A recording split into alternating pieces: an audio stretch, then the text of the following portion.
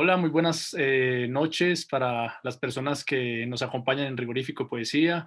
Es un gusto el poder encontrar nuevamente con una tertulia y con un invitado como cada martes. Este año iniciamos el martes pasado con deportistas y para el día de hoy tenemos el privilegio de tener a Sergio Saurín. Él es un director de cine, guionista y realizador audiovisual y pues tenemos el privilegio de poder tener este espacio cultural con él y le damos la bienvenida. Sergio, muchas gracias por haber aceptado esta invitación a Rigorífico Poesía en Instagram. Gracias a ti, Rigo, y a la empresa donde trabajas, Tributa, de consultoría tributaria, y por esta invitación y por prestar este espacio para la cultura, pues. Así es, Sergio, desde Tributa, la empresa para la cual laboramos, decidimos crear un espacio cultural, no solamente asesorar en parte tributaria, contable y jurídica, algo como tan denso, sino promover unos espacios culturales donde tenemos diferentes invitados y pues hoy tenemos el privilegio y la oportunidad de poder contar con su presencia. Y para las personas que nos van a ir acompañando en su momento viendo el desarrollo de esta tertulia, Sergio Saurín es un director de cine, guionista y realizador. Él es venezolano, en este momento está radicado en España, Madrid, y Sergio ha trabajado como realizador para diferentes medios y productoras como Bolívar Fields y el canal de TV IVC Network que transmite en Venezuela, en España para productoras como Fonofox y Torres y Carrera. Ha dirigido videoclips, producido y dirigido rock documentales, que ahorita vamos a hablar más acerca de ellos, como por ejemplo de Pink Floyd y de esta banda de rock reconocida en Venezuela, Sentimiento Muerto, ¿no? Es el nombre. Bueno, Sergio, empecemos cómo fue el acercamiento suyo con el cine. La idea es que a través de esa tertulia las personas podamos ver el detrás de cámaras, ¿no? Como se dice coloquialmente, detrás de cámaras, de lo que pasa detrás del cine, lo que estamos acostumbrados. ¿Cómo fue su acercamiento con el cine? ¿Usted dónde estudió cine y demás? Bueno, completando un poquito lo que decías ahí, que no te quería interrumpir, el canal de televisión para el cual fui director era director para la parte comercial y videos promocionales, es IBC Network, que transmite en Estados Unidos y en Venezuela. Las empresas una de estas era Bolívar Films, que es una productora la más antigua que existe en Venezuela. Que ellos grababan las películas hace 100 años, con los presidentes, imagínate. O sea, Sí. tienen archivos fílmicos de principio del siglo pasado, de 1900. Este, y bueno, ¿cómo fue mi acercamiento con el cine? A mí también siempre me ha llamado mucho la atención y te agradezco nuevamente, ya te lo agradecí, pero te agradezco nuevamente esta oportunidad para hablar contigo porque antes de hablar de mí me he dado cuenta que tu canal tiene personajes diversos, personas que se dedican tanto a la cultura como al deporte, pero siempre son como muy bien escogidos porque tienen algo muy interesante que contar, pues, echándole un vistazo a tu canal. Y sí, a mí efectivamente siempre me ha llamado la atención cómo las otras personas llegan al cine porque realmente es un medio extremadamente exclusivo y competitivo. O sea, no es como otras carreras que tú vas con un currículum o no sé cómo le dicen en Colombia, a una hoja de vida, ¿no? Creo Sí, que le dicen hoja de vida. está bien los dos Vas términos. con, vas con una hoja de vida a una empresa a ver si te contratan. Pues en el audiovisual y el cine es bastante complicado porque hay mucha gente que quisiera esos puestos y, y no los hay, pues. O sea, no hay suficiente. Realmente en el mundo no hay suficientes puestos de directores para todos los que quieren dirigir, por ejemplo. Hay más oportunidades en la edición y en la postproducción, que son los que eh, editan el material y hacen los efectos visuales de lo que se graba. Eh, pero como director o guionista, muy poco, muy poco. O sea, prácticamente es algo elitesco. Entonces yo Siempre tuve como esa afición desde niño. Me acostaba muy tarde, toda la madrugada, viendo películas y series y los años de mi vida están contados por películas, pues. O sea, yo recuerdo cuando vi el retorno del Jedi, las guerras de las galaxias, por ejemplo, o las primeras películas que vi las recuerdo, pues, y tenía 5 años de edad. Entonces, siempre he tenido esa conexión con el cine y siempre soñé con crear mis propias historias y no fue fácil llegar a esto. Al final tuve que tomar la decisión y venirme a estudiar cine a Madrid hace muchos años atrás y la gente mis compañeros de trabajo me veían como un loco porque yo era ingeniero. Entonces ya yo trabajaba como ingeniero y cuando me fui, dijeron, realmente no le expliqué nada a nadie, se enteraron después y dijeron, no, o sea, me pareció una locura, pero después dijeron, tiene todo el sentido porque como que la gente reconocía en mí algo que no era un ingeniero, pues Era reconocían en ingeniero mí, civil. soy ingeniero civil, Ingeniero civil. pero trabajaba en el área de planificación en la industria petrolera venezolana. Pero la gente no, en la universidad o lo que sea, pues veían que la mente mía no era como una mente de ingeniero. El ingeniero es bastante práctico y yo no, mi proceso mental era más reflexivo, pues. ¿Y por qué estudió Entonces, ingeniería civil? ¿Influenciado por familiares o por usted sí, estaba en un principio y después se dio cuenta que lo suyo era el cine o cómo fue esa transición? sí, realmente mi familia venía del área petrolera y era como el deber ser, todos teníamos que ser ingenieros, o sea, si no éramos ingenieros, pues no éramos bien vistos o recibidos en la familia, pues entonces decir que tú vas a estudiar cine, pues era como un chiste, pues. Entonces, después que trabajé y ahorré el dinero suficiente, me vine a estudiar cine a Madrid y después esto ha sido un recorrido complicado porque obviamente Venezuela también hubo una debacle al regresar y es un país que ha tenido muchas situaciones eh, adversas y el cine no queda exento de todo esto. Pues hoy en día el cine está muy deteriorado en Venezuela, pues por, por, ah, por toda la situación que ocurre allí, pues dictadura, faltas de derechos. Han habido muchas películas venezolanas que han sido censuradas, que ni siquiera se han podido estrenar en salas de cine por censura, pues. Y los organismos que daban dinero para las películas en Venezuela, como el Centro Nacional de Cinematografía, ahorita no cuentan con dinero para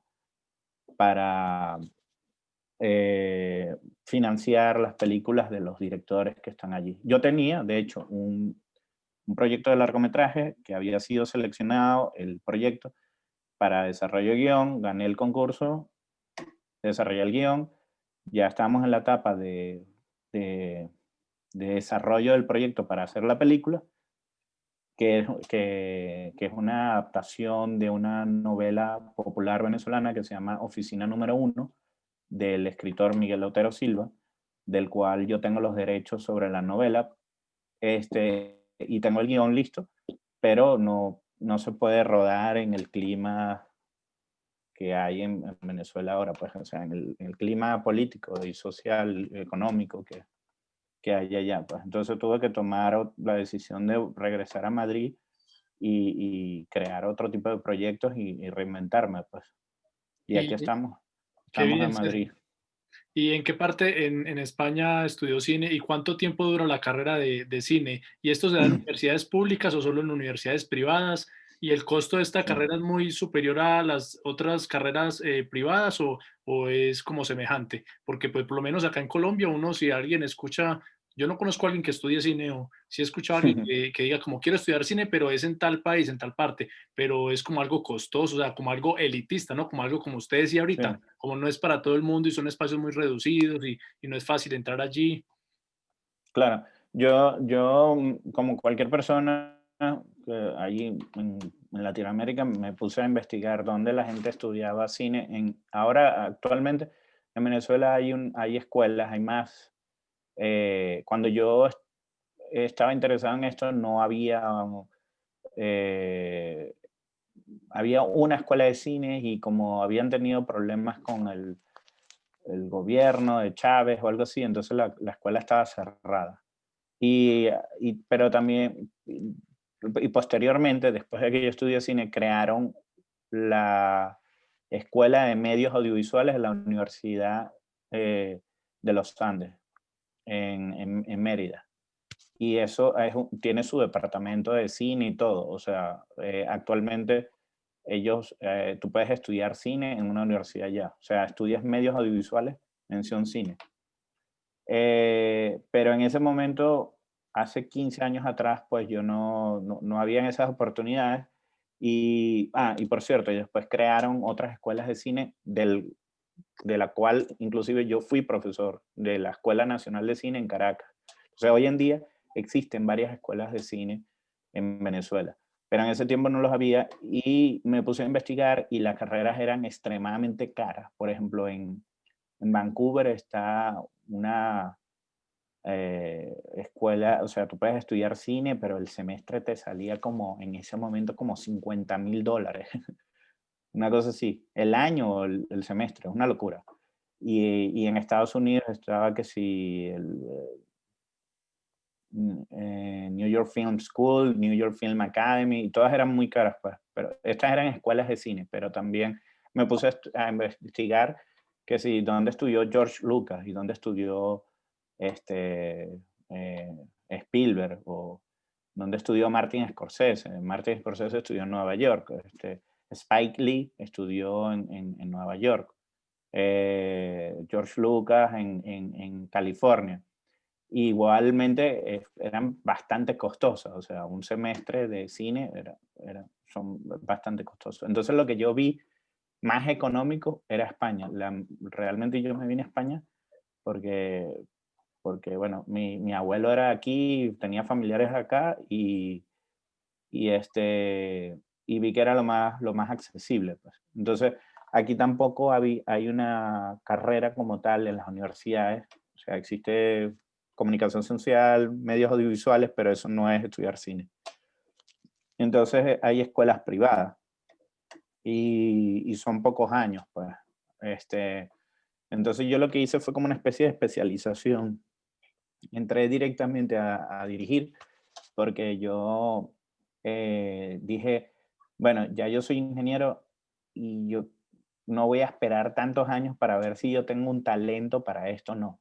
Voy a hacer el último año, que eran 3 años de la diplomatura, voy a entrar directamente a dirigir y si lo primero que hago no sirve para nada, me regreso a Venezuela, porque yo inclusive dejé una novia y todo en Venezuela y trabajo y todo, o sea, me fui así como, no sé, a la aventura, pues.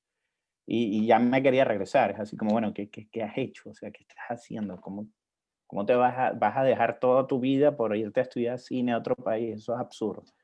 Entonces, lo bueno fue que el primer cortico que hice en la escuela de cine, pues quedó bien y lo seleccionaron en televisión española para transmitirlo en un programa que se llama el Cine Más Corto y estuvo en festivales de cine en Madrid, quedaba primer finalista y lo mandé para Venezuela, el primer festival latinoamericano de cortometraje que hicieron en Caracas. Y era un festival latinoamericano y yo quedé seleccionado con un corto que hice en la escuela. Ahí estamos Pero hablando del último minuto. último minuto, exacto. Listo. Y ese Ahorita corto es, vamos a hablar de él un poquito porque tengo unas preguntas en cuanto a él, ahí puede ver el video. bueno, de derechos humanos y cosas así. Porque, porque tú eres, o sea, has hecho tertulias sobre eso, ¿no? Supongo, derechos humanos y todo eso. Bueno, Sí, esa era la época que estaba más enfocada en los derechos humanos y en hacer cine que fuese un poco más, dijera algo social, pues, tuviera un contenido social, pues. Entonces, eh, ese corto le fue muy bien y dije, bueno, sí sirvo para esto, porque inclusive la primera vez que visité la escuela de cine, ese mismo día que vi los salones, ese día se me ocurrió el guión del corto que iba a rodar 6 meses después.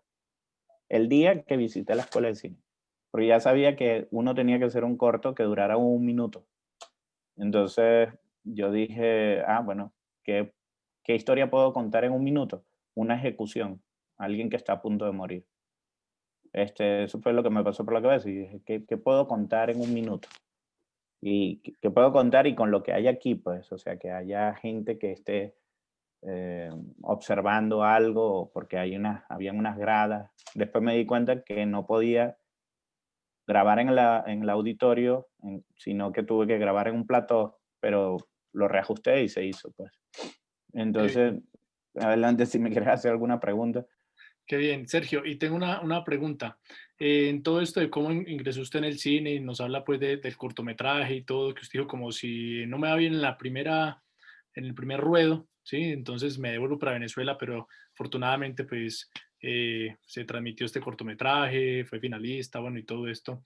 Y a la hora de lo que nosotros como espectadores podemos saber más allá de la inferencia razonable de, por ejemplo, un libretista, un productor, un director de cine, ¿cuál es la diferencia y cómo es el trabajo mancomunado entre un director de cine, el libretista y el productor?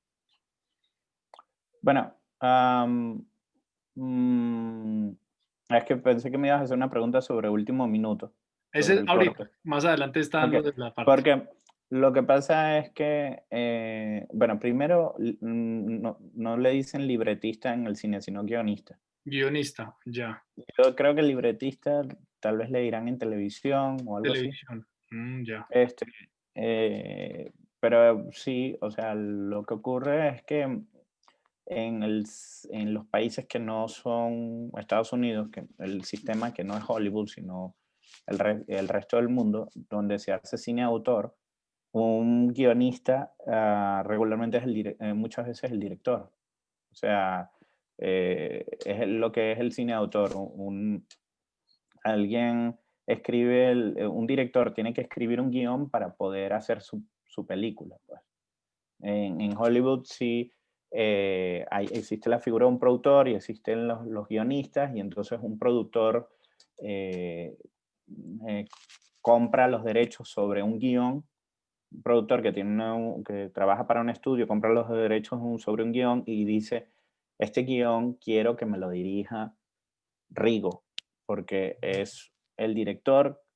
Rigo es un director que hace buenas películas de comedia y tengo aquí un guión de comedia que si lo dirige él, le va a ir muy bien. y en esos Pero momentos puede darse, Sergio, qué pena, que por ejemplo el guionista le pase, digo, quiero que lo dirija el director, y el director, venga, me gustaría, me parece que en esta parte del guión podríamos cambiarle este o agregarle este, o simplemente el director se limita a llevar a cabo lo que le pasó al guionista, o puede haber como una conversación donde se cambien cosas y demás, me imagino, ¿no? regularmente es al revés. El Ujú. director hace lo que le da la gana con el guión. Mm, Viola el guión. O sea, y los guionistas no tienen tanto poder porque regularmente en Hollywood, porque vienen alguien y le paga y dice, mira, te doy tanto y ese guión ahora es mío, del productor. Entonces, hay unos derechos morales que obviamente el nombre del guionista siempre va a estar allí, pero solamente los guionistas que tienen mucho renombre eh, pueden tener poder de decisión en una película para que el director no modifique tanto lo que hay allí. Pero regularmente, o sea, es la visión del director, pues. El guión es como una herramienta para llegar a un fin, pues. Y algunas veces el director es el mismo guionista y obviamente que hace el guión de la manera más fiel, pues, como está el guión. o, o es un director que regularmente trabaja con un guionista y los dos trabajan juntos, pues, o sea, eso también se da. O sea, hay muy buenos guionistas y que trabajan en conjunto con el director y, y bueno, en los países europeos también se da, en Latinoamérica. O sea, depende del peso que tenga el guionista, pues. Que Pero me hablaste de guionista y director y productor. Al- el productor es como, hay varios productores, pues, entonces, pero básicamente está el productor ejecutivo, que es el que se encarga de conseguir como financiamiento para hacer la película y se encarga de que ese proyecto, entregarle ese proyecto a alguna empresa o vender el proyecto, o sea, está muy, muy arriba. Y después están los otros productores que, que se encargan como de la logística para que la película se lleve a cabo, pues.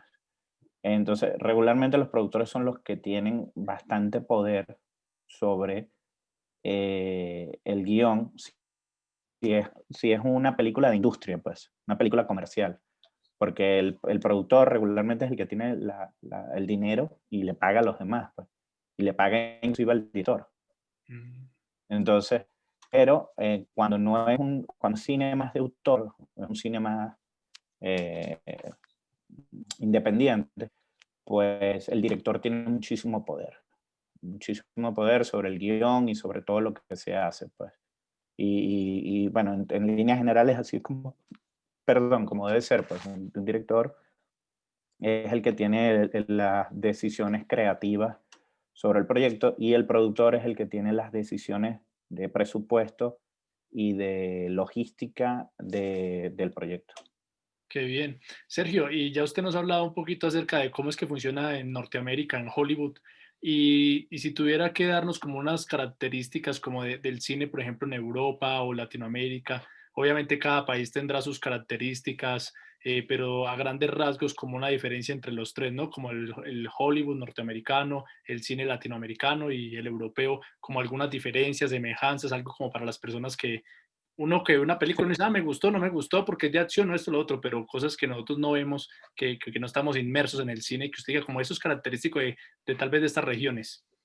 Claro.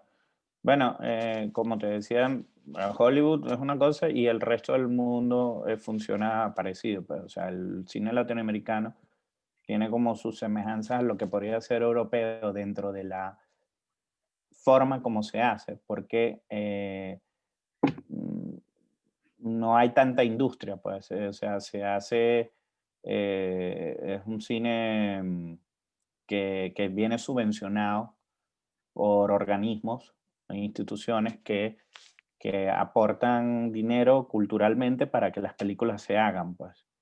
Entonces, básicamente es lo que ocurre en Europa, pues, o sea, funcionan con el dinero de las instituciones que, este, que los proyectos van a un concurso y si ganan ese concurso, tanto en España como en Dinamarca, o sea, el mismo Lars von Trier, que es un director súper conocido, o Thomas Wittenberg, ellos hacen sus películas con financiamiento del Instituto de yo no sé qué de cine de Dinamarca, el de Suecia, el de Finlandia, y entonces así van reuniendo dinero de diferentes países escandinavos y al final hacen sus películas y contratan a los actores que tengan que contratar porque reciben dinero, son unos maestros, los productores escandinavos son unos maestros reuniendo dinero de aquí a allá. En Colombia supongo que también, o sea, habrá una institución que maneja lo que tiene que ver con el cine y las subvenciones y patrocinios y avalarán ciertos proyectos para que se lleven a cabo y ese dinero que viene del Ministerio de Cultura o algo así, pues se lo otorgan a ciertos cineastas para que hagan las películas. Entonces son como préstamos que después tendrán que pagar con la taquilla o pagar parcialmente o no pagar, pues, porque las películas culturales pues no generan tanto dinero. Sin embargo, sé que en Colombia en muchos países de Latinoamérica también existe algún cine que es comercial, que es un cine que tal vez ni siquiera acude a las instituciones para, si sacan una película de comedia o algo así, que es muy, muy comercial, muy exitosa, que puede ser una productora que se arriesga y pone el dinero para hacer esa película porque sabe que va a tener, después algún canal de televisión se los va a comprar. O sea, así es como las productoras en Latinoamérica pues recuperan su dinero, pues, o sea, se la venden a HBO o a Fox o a algún canal que transmite por Latinoamérica y entonces le venden sus derechos después de haber hecho el recorrido por los cines y recuperan su inversión.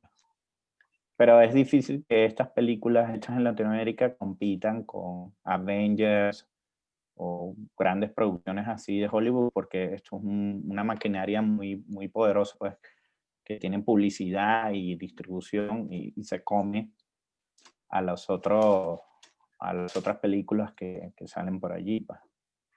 En En el caso, República Dominicana, por ejemplo, en República Dominicana hacen cine comercial y ellos están más enfocados en lo comercial porque ahí no hay tanto patrocinio, pues entonces las productoras que están allí tienen que recuperar el dinero y, y entonces funcionan como un sistema como de mecenazgo, pues que una empresa de una empresa privada de cervezas o lo que sea pone dinero para que se haga una película y el gobierno le descuenta impuestos de los que tiene que pagar la empresa. Entonces, así es como en República Dominicana, de la empresa privada consiguen dinero para hacer sus propias películas, pero como es todo privado, el cine es muy comercial. Entonces, regularmente no se dan películas allí que tengan algún valor artístico, como puede haber en Colombia, como El abrazo de la serpiente de Ciro Guerra, o Monos, películas que son un poco más eh, conceptuales, reflexivas, es un cine más cultural, pues. y precisamente Un como cine que en- tiene otro camino, es un cine que busca llegar a los festivales de cine internacionales y tener un reconocimiento, no están buscando tanto ser taquilleros, pues. Y precisamente de eso, como es lo que yo le quería hablar, bueno, recordé que uno de nuestros invitados, Alfredo Serrano, él escribió un libro donde se relata como la historia de la vida real que pasó acá en Colombia, donde en algún momento robaron un banco en Valledupar, el Banco de la República, y esto fue llevado a una serie, miniserie, que se llama El robo del siglo, y este fue comprado pues por Netflix, y en Netflix está El robo del Ujú. siglo, que fue adaptado de este libro de este escritor colombiano.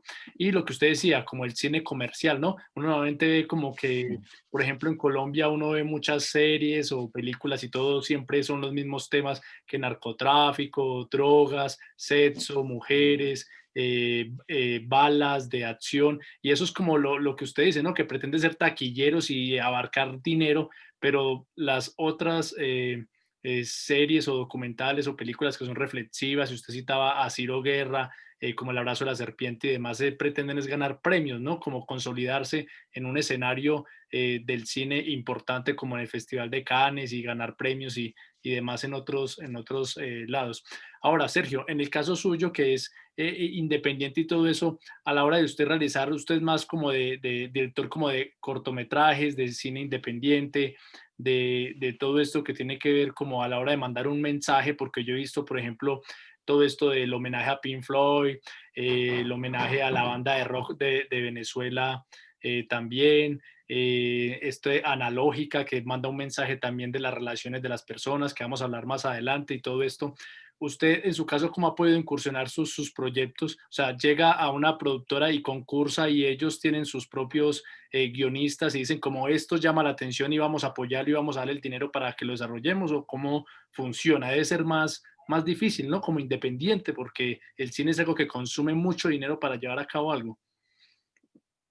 Sí, bueno, yo estoy ahora como en una etapa de transición porque el mundo también va mutando y hoy en día, o sea, las cosas que ocurren en la vida, o sea, superan la ficción. O sea, ahora aquí en Madrid tenemos una nevada y un temporal que no ocurría en 114 años.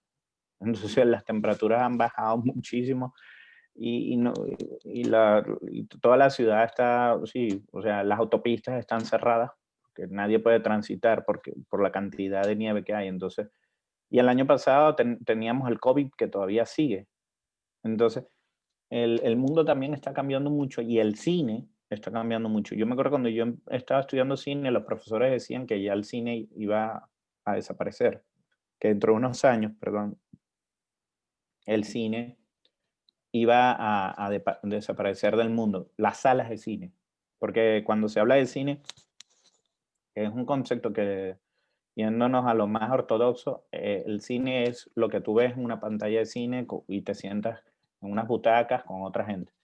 Eso también ha ido cambiando en el mundo, porque las películas que hacían para Netflix no las consideraban cine y no podían concursar ni siquiera en Cannes ni en los festivales de cine, no podían.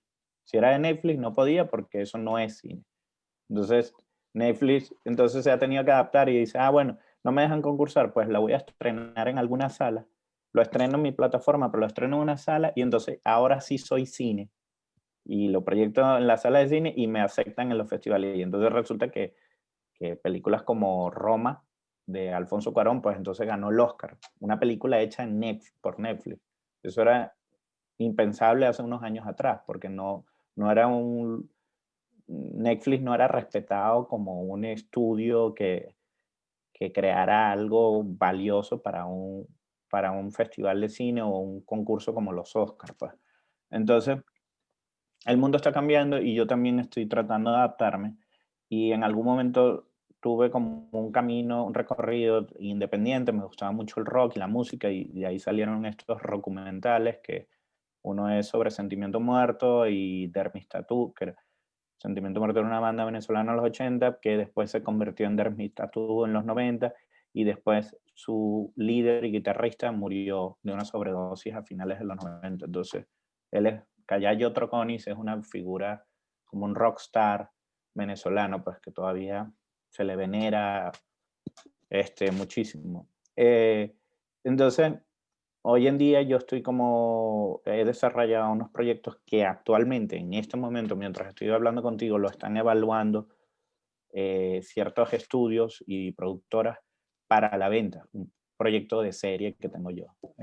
Y eso lo desarrollé ahora porque ahora estoy en España y ya las ideas que yo tenía para Venezuela las he tenido que aparcar o dejar descansando un poco a ver qué es lo que pasa con Venezuela, porque no, no puedo saber, no puedo saber el futuro que le depara a Venezuela y tampoco puedo saber el futuro que le depara a Europa o a España en este momento.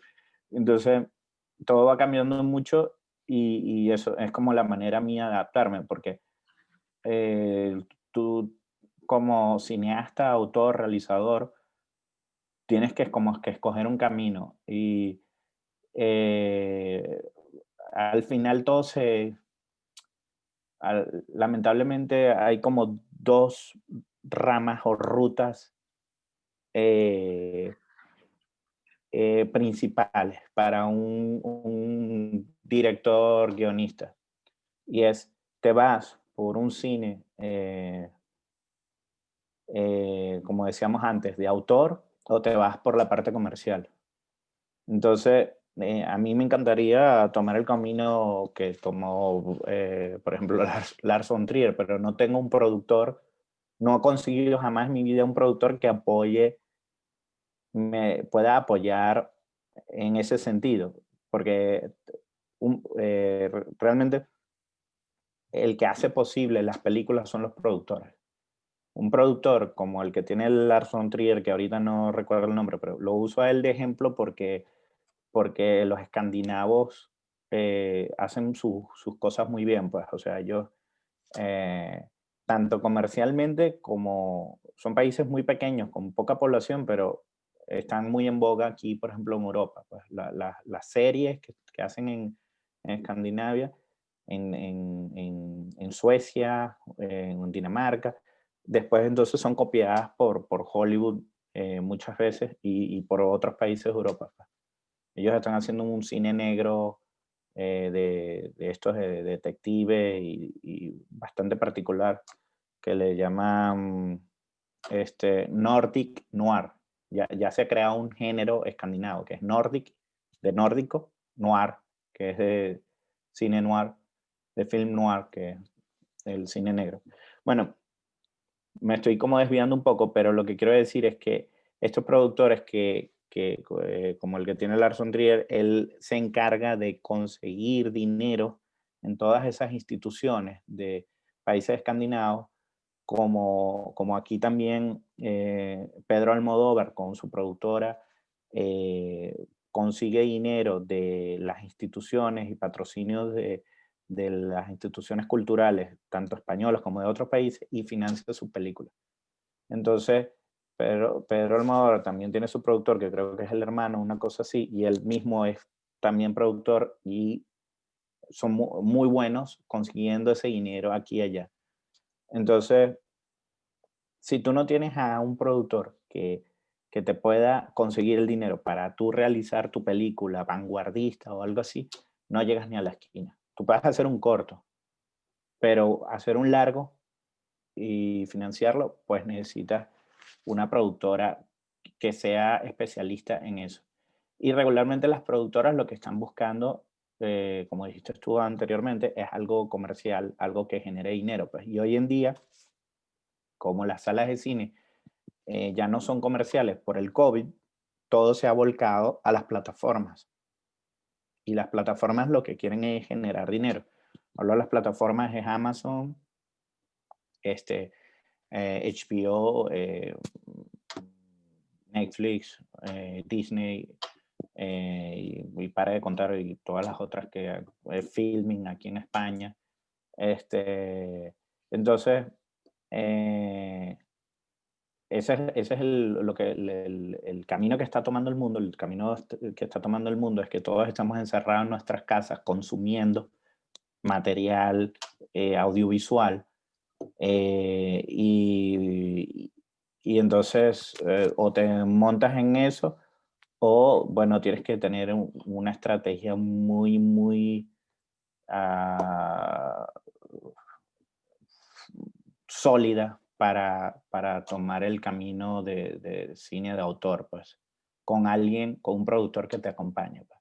El camino en el área comercial, no necesariamente necesitas un productor que vaya de la mano contigo siempre, porque si tu proyecto es muy atractivo, de repente puedes conseguir un productor para un proyecto o otro productor para otro proyecto o algún estudio que te compre el proyecto. Entonces, tienes como un poco más de control sobre tu destino, pues, porque hay más oportunidades por ese lado, pues.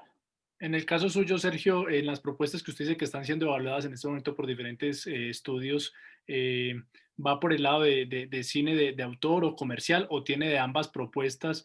Y en, No, y en giro la temática de qué es, las propuestas que usted en ese momento presentó a estas casas de estudio.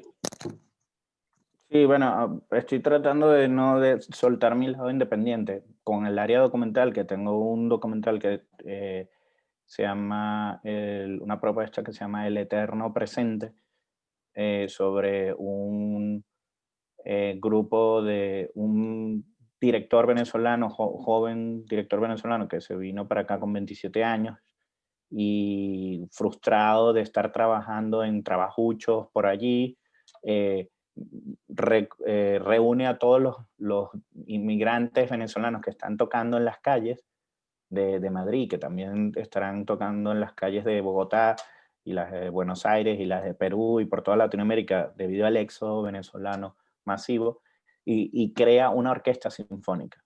Entonces, ya no es solamente venezolanos, sino que también hay españoles y hay argentinos y hay de diferentes y de otros países de Europa. Y es la historia de eso, de la diáspora y de cómo te abres camino sin tener nada en el mundo de la música en otro país, pues. Y eso se llama El Eterno Presente, y eso es un documental, y eso sí es más, eso no es comercial, eso sería como un poco más autoral. Pero por otro lado tengo otro proyecto que es una serie de ficción que se llama Tribus, y es la primera vez que comento de ello en algún, afuera, o sea, es algo que lo tenía más reservado, pero lo que puedo decir es que es una serie de acción y aventura y ciencia ficción que tiene que ver con jóvenes, con pandillas que controlan áreas de la ciudad. Y esto lo estoy diciendo a riesgo de que alguien me pueda robar la idea, alguien que escuche esto, pues, pero está inspirado en The Warriors, pues, en la película The Warriors de 1979, pues. Entonces, pero bueno, como ya tengo el proyecto bastante avanzado, pues sí. Me acuerdo que le dije alguna vez a un tío que no quería hablar de su proyecto porque andaba con un secretismo. Yo le dije, mira, a este punto de tu vida, lo más interesante que te puede pasar es que alguien te robe el proyecto. Entonces, yo digo, bueno, ya como esto yo lo tengo muy avanzado, el proyecto anda por allí, pues si alguien quiere plagiarlo va a ser un poco más difícil porque ya yo estoy con los tentáculos metidos por todos lados, pues, o sea, hasta, hasta en Colombia he hablado del proyecto con gente de Colombia, que no puedo decir los nombres, pero con gente de televisoras de Colombia, de las más importantes allá y productoras allá, pues. Entonces, él es un proyecto que estoy como tratando de ver a qué mercado puede ir dirigido, pues, porque Sergio, es una historia universal.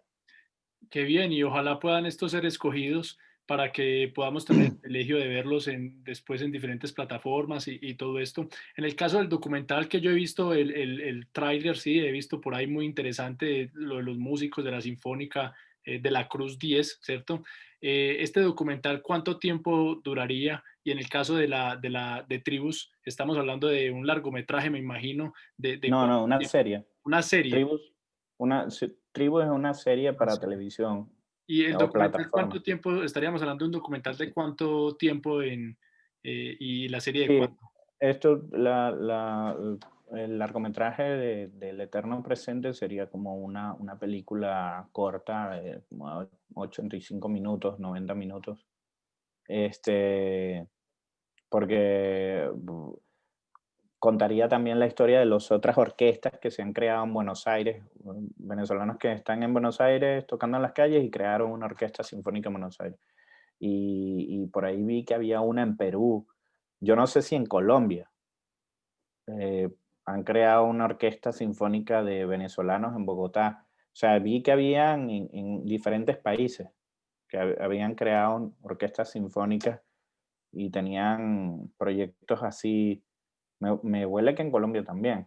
Pero bueno, eso sería un proceso de investigación y todo eso que está en desarrollo, pues. O sea, lo que tuviste fue un teaser, que un teaser es distinto a un tráiler. Un Mm, tráiler es el video promocional de una película que ya salió y están promocionando. Y un ujú. teaser es un video promocional de una película que todavía no se ha hecho.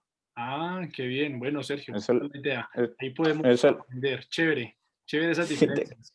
si te queda algo de esta entrevista, pues que sea la diferencia entre un teaser y un trailer. Pues el teaser Qué es bueno. cuando las cosas están en proyecto. Sí. Ah, Por eso hay chévere. muchos, por eso hay muchos teasers de películas por allí, porque las lanzan un video promocional y la película todavía no está terminada, pero la lanzan un año o 2 años antes Ujú. para crear una masa de seguidores de la película y cuando lo estrenan, eso fue lo que hicieron con Batman. el trabajo de promoción de las películas que hizo Nolan de Batman fue tan grande que ya cuando la película la estrenaron, ya, o sea, fueron 1.000 millones de personas a verla, pues, porque habían hecho un trabajo de lo que llaman el hype en Estados Unidos, que es que crean esa excitación de la gente por ver la película un año antes de estrenarla, pues. Que, Y Tribus es una serie con varios episodios de 30 minutos sobre, sí, como chavales, o sea, eh, mm, no sé cómo le dicen pero jóvenes y que forman parte de diferentes pandillas y tienen conflictos entre ellos, pues. ya. No quiero adelantar tanto de No, ese tranquilo, proyecto. Sergio. Simplemente como cuánto tiempo es, como estamos hablando de episodios de 30 minutos, como cuántos, 5, 6, 7, 10. Sí, serían como cada temporada tendría 10 episodios, pues. Ya, Y y más o menos cuántas temporadas son. pues en principio tres, Ya, pero, qué bien. o sea, eso, tú nunca tienes una serie desarrollada de principio a fin, porque tú lo que tienes es el proyecto y puedes tener, yo tengo el guión del primer episodio, pues, que Sí, es lo que llaman el episodio piloto, pero yo no tengo el guión de todos los episodios, de todas las series, de todas las temporadas, porque mm, primero te lo tienen que aprobar y después que te lo aprueban, te dan el dinero para tú desarrollar el resto de la serie y después rodarla, pues.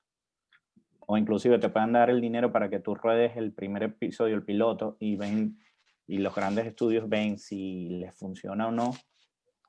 Y, y si les funciona, pues dice, mira, esto va a ser un éxito, entonces te dan el resto del dinero para que tú desarrolles. Y las series sí llevan varios guionistas, necesitan mucha gente que trabaje en ello, pues. No es que yo me pondría a escribir todos los episodios, o sea, vendrían otros guionistas y desarrollarían la serie en base a ese concepto que tengo yo, pues. qué bien. Sí, sí, sí es que es así, porque de repente inclusive me dicen, mira, Sergio, nos gusta tu proyecto, toma el dinero y chao.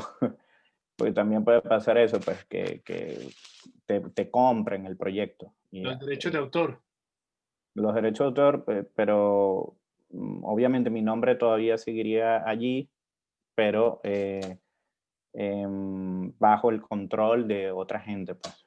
Bueno, qué bien, Sergio. Muy interesante todos estos temas. Esperamos que pueda tener éxito con todo el documental y con lo de la serie. Bueno, Sergio, cambiando un poquito de tema ahorita, queremos ver su gusto para el cine. En el caso, por ejemplo, de los directores de cine, ¿cuáles directores de cine usted le llama la atención o han sido como sus focos de dirección, como en el caso, por ejemplo, de uno, a mí que me gusta la literatura, como hay tales escritores me gustan por esto, por aquello. Ahora, en el campo del cine uno podría hablar, no, Spielberg, que no sé qué, pero uno que no sabe de cine o que no está metido en el cine, uno dice, ah, porque la película es Bueno, chévere, pero y ya. podemos hablar de literatura también un poco.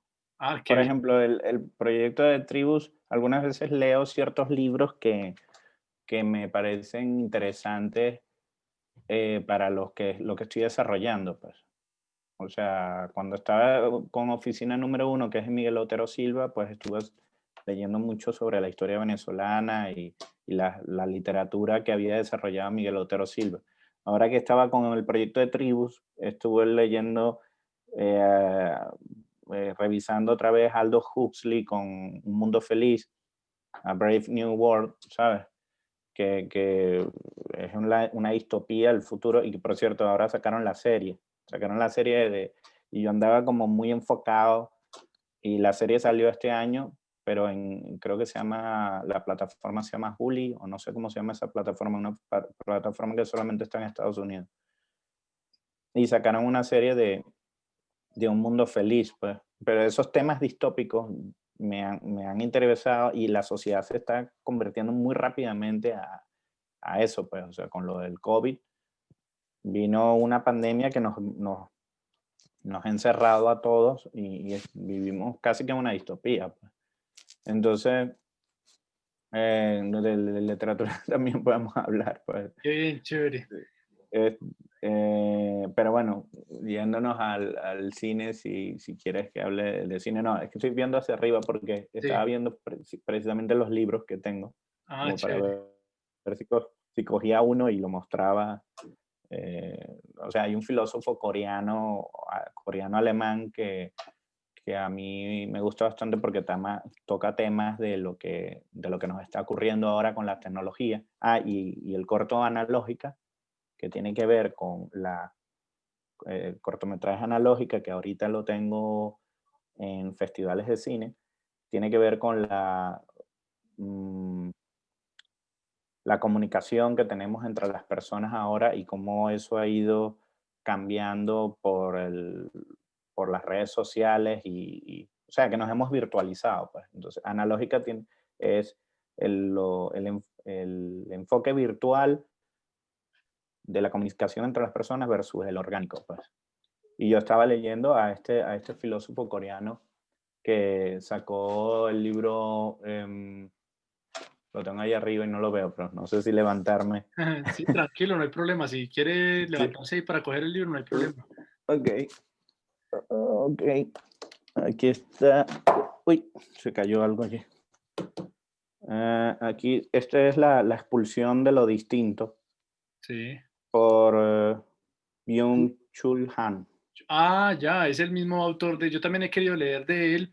Él tiene varios libros. La Sociedad del Cansancio, me parece que es uno. Sí. eh, y tiene varios libros que sí he escuchado y que ha sido muy mentado y lo tengo en lista para comprar libros de él porque no he leído el Entonces, primer libro de él. entonces yo como estaba obsesionado con el tema, pues mira, te tengo todo subrayado. Tengo todas las páginas subrayadas de comentarios, o sea, eh, o sea, mira, aquí por ejemplo, o sea, leyendo algunas cosas que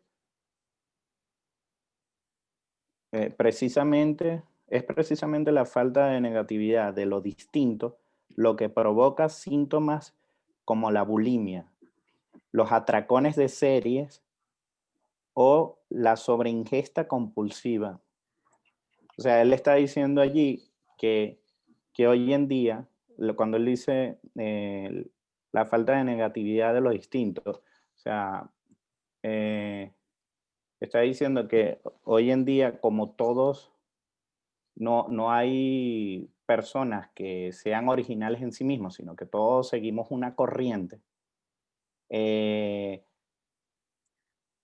pues todos estamos como consumiendo lo que nos dan, pues, o sea, atracones de serie, la bulimia por la promoción y la publicidad, o sea, que estamos tan metidos en Instagram, consumiendo lo que debe ser el perfil de lo perfecto. O sea, sobre todo las mujeres, pues que hay como una obsesión ahí de la estética, de verse de cierta forma, que lo distinto, eh, que puede ser una persona que, mm, que no sé, que no tiene Instagram, por ejemplo. Eso es lo distinto. Una persona que no tenga Instagram. Yo no he tenido el valor, por un tiempo no tuve Instagram. Y me dijeron, no, ¿cómo puedes estarme en el cine sin Instagram? Entonces tuve que entrar en ese carril. Pero este libro habla de eso, como de que todos hoy en día pues tenemos que estar en unisono bajo ciertos patrones de conducta y de lo que es el deber ser, porque las redes sociales y el Instagram, Facebook, eh, Twitter nos hace a todos opinar de una manera similar, ser de una manera similar, ser políticamente correcto. O sea, esto también habla el- sobre eso, sobre la corrección política, porque ahora nadie se atreve a tener una opinión controversial porque todo el mundo te cae a piedras, pues, o sea, te crucifican por las redes. Entonces, de eso va la expulsión de lo distinto y yo lo leí mucho cuando estaba en el proceso creativo de hacer el cortometraje analógica, que tiene que ver sobre las citas online, con Tinder y cómo la gente hoy en día se relaciona y consigue pareja virtualmente, pues. Y paradójico ello, ¿no? Porque todo esto lo podríamos de manera simbiótica colocar con Bauman, ¿sí? El del amor líquido, la sociedad líquida, todo esto, o con la Mario Vargas Llosa, la sociedad del espectáculo y demás. Y ahorita Analógica me llamó la atención porque pues es la chica ahí tratando de conseguir una cita romántica pero a través de lo virtual y al final ninguna de estas personas como que tiene el desarrollo La conexión. que ella espera, sino que siempre estuvo ahí como la persona al frente de ella, como en el puesto de comidas y todo, y termina finalmente con el del Ujú, puesto de comidas, ¿no? Y él le dice algo muy interesante, ¿qué tal que sea los defectos lo que me gusta de la otra persona o lo que hace que sea diferente y lo que me llame la atención? Cuando normalmente ujú. siempre lo que llama la atención es supuestamente las cualidades, los atributos y demás. Entonces invitamos a las personas o les invito, de hecho Analógica es el fondo de la publicidad que realizamos para esta tertulia y invito a las personas para que puedan ver el corto allí en YouTube. Es Sergio. que ese corto lo has visto tú, pero no está libre porque está en festivales de cine. Yo te lo pasé, Mm, pero lo que pueden ver en Instagram es un trocito en mi cuenta de Instagram, en @Sergio Saurín. Me pueden conseguir en todas las redes como Sergio Saurín o en Facebook como Saurín con Z, nada más. Pero por Instagram se ve un extracto de 35 segundos de un personaje. qué bien, sí, yo sí dije, ay, apareció oculto, tan raro, porque yo lo busqué en otro computador y no me... Sí, O sea, tienen como no, una no, división a la hora de estar en un festival, tiene que primero estar en el festival y después ya lo abren para el público.